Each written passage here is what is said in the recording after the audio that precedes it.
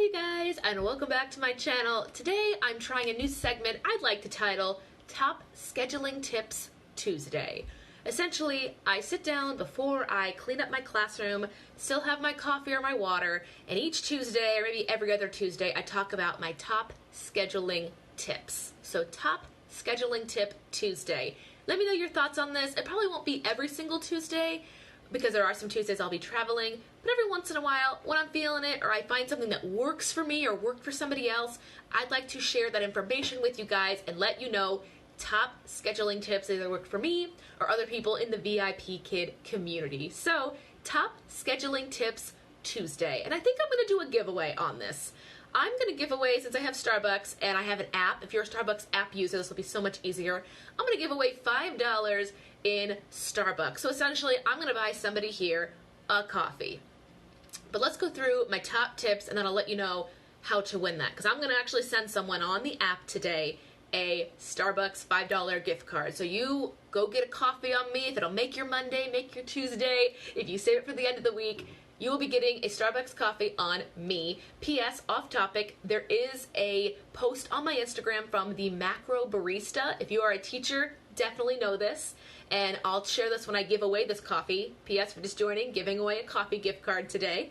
There's a Instagram called the Macro Barista. If you are a teacher, you must look this up. This is a barista that makes carb-friendly and like nutrition-friendly Starbucks drinks. He takes the drinks we already know, like the mochas, frappuccinos, lattes.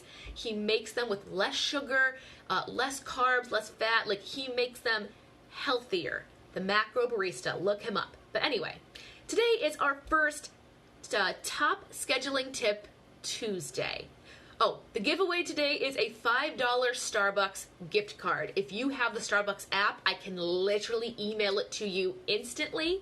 But I'll let you know in a quick second how I'm going to give that away. I'm going to give you guys my top 3 or 4 scheduling tips that have either worked for me or that I've heard from my 2 mentors, or I've already gotten 3 teachers into the Vipkid platform and they've had a few things they said have worked well for them. So whether you've been with Vipkid for a year, less than 6 months, or less than 5 weeks, here are the top tips when it comes to scheduling. Top tip number 1, schedule 3 weeks in advance. Open your schedule 3 weeks in advance and make that a habit. Know in your planner, your schedule, and your availability when you can work, and open up your slots to reflect that. If you can work in the evenings on some weeks or some days, open that up. Oh yeah. Oh my gosh, yes. Go find that. Sorry, somebody just found the Macro Barista. Yes, open your schedule 3 weeks in advance. I know they say 2 and parents can usually view 2, but I make it a habit and my mentors make it a habit to always open 3 weeks in advance. Check, double check, triple check. Make sure that your schedule is open 3 weeks in advance. Welcome you guys. If you're just joining, this is Top Scheduling Tip Tuesday. First episode ever, and we are giving away a $5 Starbucks gift card, or I can send it electronically over the app at the end of these tips. So tip 1, open up 3 weeks in advance. Tip number 2, ask for feedback. Essentially, you're asking for stars, but I don't think it's good to just say, hey, give me stars. And my 2 mentors said it actually doesn't look good to the parents. It looks like you're not working for the kids' benefit, you're working for yours.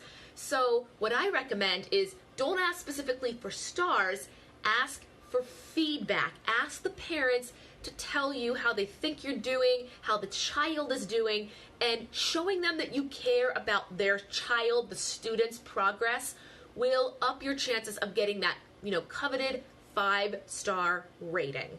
Right now, my first 3 weeks of teaching, I got 0 ratings, and I was like, why is nobody doing this? And one of my mentors said, Kristen, ask for feedback. Don't just ask for stars. Ask for feedback. Show them you want to teach their child better. Show you want to make the most of the teachers or of the students' time and the parents' money. Doing that has upped my stars. I have just under 100 reviews. I'm very, very excited. How do you ask for written feedback graciously? For me, I would say, Mary did a great job today. She read her sight words well. We're working on sentence structure and our pronouns. If there's anything you, the parent, think, could be done better, let me know in the feedback. If your child liked today's lesson, let me know in the feedback. Did they like rewards? Let me know in the feedback. Whatever you're doing in the classroom, put it in a sentence, follow it up by a comma, and let me know in the feedback. That will work great.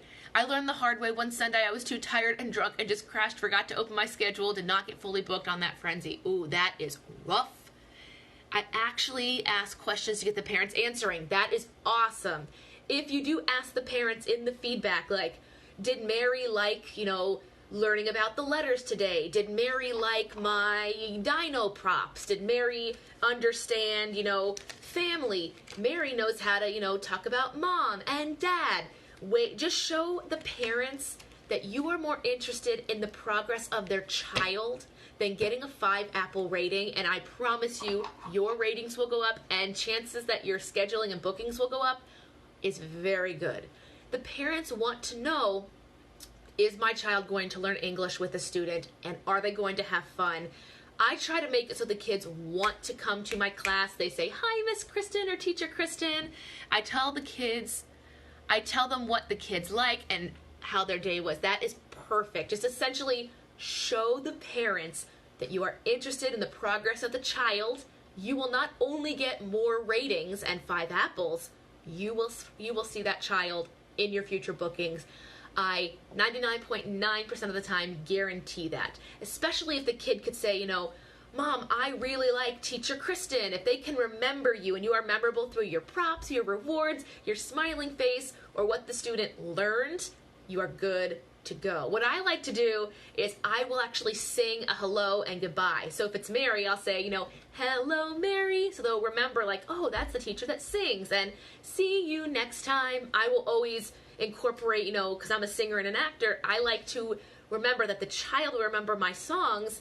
Maybe that will be the one thing they remember from me. Maybe that's why they will book with me. But I'll also leave good feedback. Mom and Dad, Mary read well today. Sight words were great today. She knew her colors. She showed me her sister or her puppy. Like, if you show them that you have an interest in their child and the progress that child makes in English, which is essentially why they're paying for you, you are showing that parent that you're giving them value for their time and their money. You will see them again in their booking. Hi guys, welcome. We are doing a Starbucks gift card giveaway in this video, so hold tight. Let me know your top scheduling tips for Top Scheduling Tip Tuesday. So we covered opening your schedule 3 weeks in advance, asking graciously for feedback, and again, making it be, in the advancement of the child and telling the parents how their child is learning and progressing. Number 3 is be engaging. Be memorable, be excited, be animated. Use your TPR. My personal goal is to try to make every child smile at least once in class. Just once, no matter what level they are. Sometimes the kids don't want to be there. Sometimes the kids come from playing with their siblings on video games and they don't want to be there. And other times they're just new and they don't really know what's happening. So I will show them through animation they did a good job. My example for this is I will do the Find a Star game with nothing more than some Post-its and a dry erase board from the Dollar Tree. So if I have a student that is, maybe new, doesn't know a lot of English, but we've covered our numbers, I'll tell them to pick a star. And sometimes I'll go first. And if they, pull a star, if they pull a number, there's a star, I'll get really excited and I'll give them a thumbs up and a peace sign. But if they choose one that doesn't have a number, specifically if we're learning emotions, happy or sad, if they say number 6, number 6, I pick 6, I'll pull 6 out, and if it's not there, I'll show them I am sad. And those kids find that engagement funny. Sometimes they think it's more funny when Teacher Kristen cries than when she's really excited. But if I say no star, pick again, the child is more likely to be engaging. They think this is a game. Sometimes I'll also pull these numbers off. If they don't know 1 to 16, I'll put something in my hands and I'll put a sticky tab on the back of my hands and I'll say pick a number. I'll have a 3 or a 2 and they can pick a number, and if they find the reward, I'll be in one of their hands. I'll be really excited, or if they don't pick it right, I could be really sad. Just showing them that you are engaged, again, makes you memorable. shows the parent that this teacher is engaging, my child is learning, but more importantly, they are enjoying learning. I also am a part-time piano teacher. I guarantee you my students that have stayed with me for 3+ years are the ones that are not only learning piano, but they are enjoying it and they want to be there. Show the parent that you are making it worth their time and money to send their student or their child to your class. Your bookings will go up. What have you guys said? What kind of props do you use to engage? 2D, 3D? I use only 2D. I'm really big on Find a Star. I'm big on finding things in my hands. If it's a younger kid, I do have a vase of really pretty multicolored flowers stacked on my other desk, and I'll pull a flower and I'll say, you get a red flower or a yellow flower. Or if we're learning colors, I have a bunch of just colorful markers and the kids can pick, and I'll draw stars on a starboard and they'll basically fill in the night sky. It just really depends on the kid. Have you tried? I have tried that sound. They love that. They like the crying sound. If they don't find a star, or like if they're beating me in a game, I'll say, you know, Mary's beating teacher Kristen, and the kid will cheer, and I'll be sad, but I'll be happy for them. Just showing a range of emotion. Essentially, just don't be like, number 1, number 2. This is actually what I try to teach my acting friends that are getting into this. They get really scared and nervous, yet they're so emotional on their face. I try to tell them that's what the kid will remember. Think about Sesame Street, Barney. Think about children's shows. Why are those popular? Those are popular because kids are engaged by watching it. And in this situation, all they have is you, your background, your hands, your props, and what they see on the screen. So you have to use what you have, and there is no one specific prop or one specific technique that will work for every kid. So you have to just choose, you know, is Mary good enough to find her stars? Does she know, you know, I pick number 5, I pick number 6. I also use this to make my students speak in complete sentences because I know mom and dad are listening, and if they hear Mary say, teacher, I pick number 5, and they pull number 5, and it's no star, and teacher's crying, and they're laughing, they hear that their child is enjoying it. I had a kid that thought it was hilarious that his car was beating mine in a car race. I actually had my kitten climb up here, and she was like clawing through my hair, which did not feel good, but the child was like dying laughing. We were learning animals, and we'd already learned color. So the kid goes, teacher, I see a black cat, and they thought it was so funny that I had a cat back here scratching my hair. If you're watching this on Instagram, it's actually in my stories. I posted the picture that just said, I see a black cat, because it just had my cat here. I had another kid that liked that she found the panda in my hand and she had to guess which hand. Yes, kids love these games, and it's easy for them if you just write something simple. Sometimes if they're learning shapes, I'll put a triangle or a square or rectangle on my hands, and they have to actually guess the shapes. I say, which shape has the prize? And they have to like guess which one it is, and I'll actually keep a tally on a whiteboard. Anyway, those are my top 3 tips to be scheduled. Those are my top scheduling tips. And yes, there is a Starbucks gift card, a reward coming today. Starbucks gift card is coming. I had 1 and 2 since we were doing numbers. That's very smart. So my top 3 scheduling tips for this week. Open your schedule 3 weeks in advance. I know parents can only view 2, but having 3 open helps you out in case something happens, you forget, you're traveling, you lose power. You want to have 3 weeks open. 3 weeks in advance, have them open. Number 2, graciously ask for feedback. Do not put in your feedback to the parents, hey, if you like me, give me 5 stars. Ask graciously. You know, if I'm writing to a parent, Mary did a great job with her letters. She's doing great on her numbers, her sight words. If you like the way class is going, if she liked this reward, ask for feedback graciously. Do not put stars. Don't even put the word stars in feedback unless you're talking about the shape slides.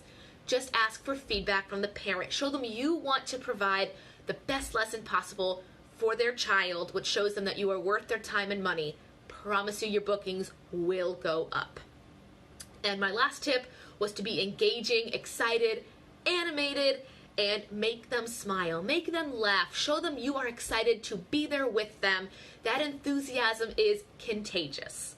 Those are my top 3 tips. Now, I'm giving away a Starbucks gift card in this giveaway. How many slots do you open to reach your booking number goal?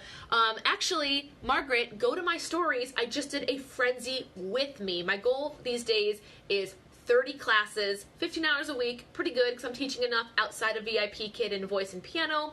But to win a Starbucks gift card for $5, I'm going to open it up until about 5 p.m. today, which is Monday, June 18th, if you're watching this live.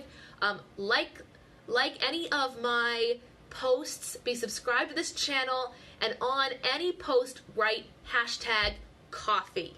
That way I know you have watched this live stream and are going for the prize of a $5 Starbucks gift card. You can even DM me on this live stream, #coffee. That's how I will know you watched this and you are coveted out for a prize of a $5 Starbucks gift card. I will DM the winner. They will have 48 hours to get back to me, and if they have the Starbucks app, I will just literally transfer to their account $5. They can go get any coffee they want on me. Enjoy. You teachers deserve it. You work hard enough. Let me know if you like this series, Top Scheduling Tips Tuesday, and in the future, maybe not every Tuesday, but in the future, I will have this open for you guys. You guys now have 6 hours to enter this contest. I will DM the winner in 6 hours' time. Let me know what you guys want to see in the future. I will see you in the next video. Bye! Da, da, da, da.